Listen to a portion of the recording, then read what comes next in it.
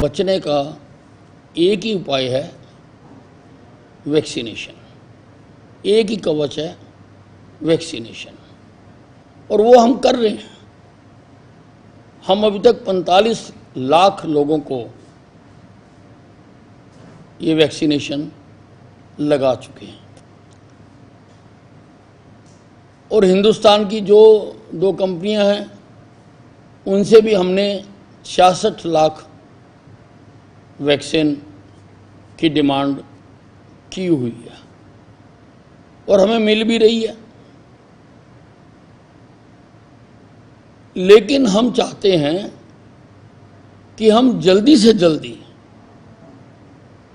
प्रदेश की सारी जनता को टीका लगवा दें।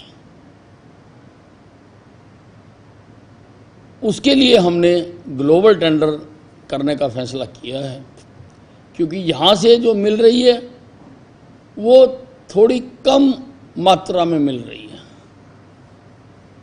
इसलिए ग्लोबल टेंडर करके विश्व के किसी भी देश से, किसी भी कोने से अगर कोई वैक्सीन हमें मिलती है तो हम वो लेना चाहते हैं और लेके हम अपने प्रदेश की जनता को मुफ्त लगाना चाहते हैं। लेकिन उसमें जो भी सक्सेसफुल बिडर होगा, ये इसमें कंडीशन डाली जाएगी कि वो ड्रग कंट्रोल ऑफ इंडिया से अपनी वैक्सीन पास करवा के देगा, फिर उसको आप कंसीडर करेंगे। हाँ जी। एक बात के लिए तो अभी इन्वेंट ही नहीं हुई है।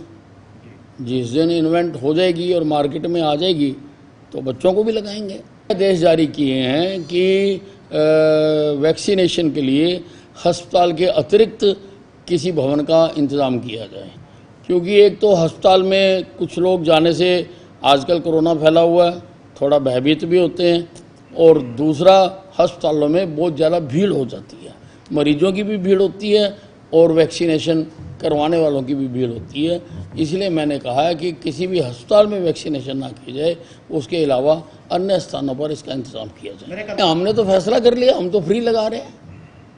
अब बाकी जो लोग चिट्ठियाँ लिख रहे हैं, जिनमें ज़्यादा नॉन बीजेपी के प्रदेश हैं और जिनके नेता बहुत बड़ी बड़ी बातें करते हैं, तो वो भी अपने प्रदेश से लगा दें। जब हम लगवा रहे हैं, हम तो फ्री लगा रहे हैं, हमने तो फैसला किया कि हम फ्री लगाएंगे।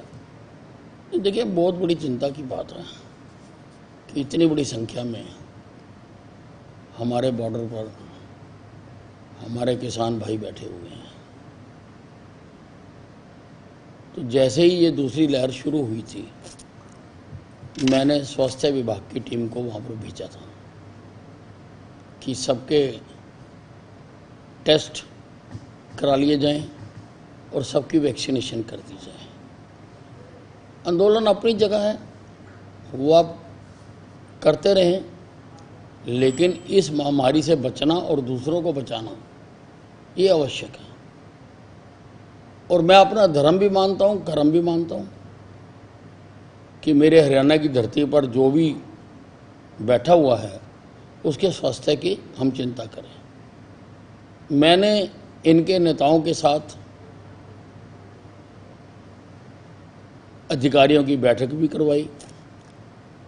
PWD के राय के रेस्ट हाउस में इनकी मीटिंग हुई, जिसमें इनके नेताओं ने साफ इनकार कर दिया कि हम टेस्टिंग तो किसी भी हालत में नहीं करवाएंगे।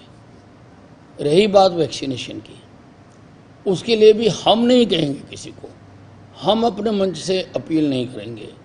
आप अपना कैंप लगा दो, अगर कोई लगवाना चाहेगा तो लगवा लेगा।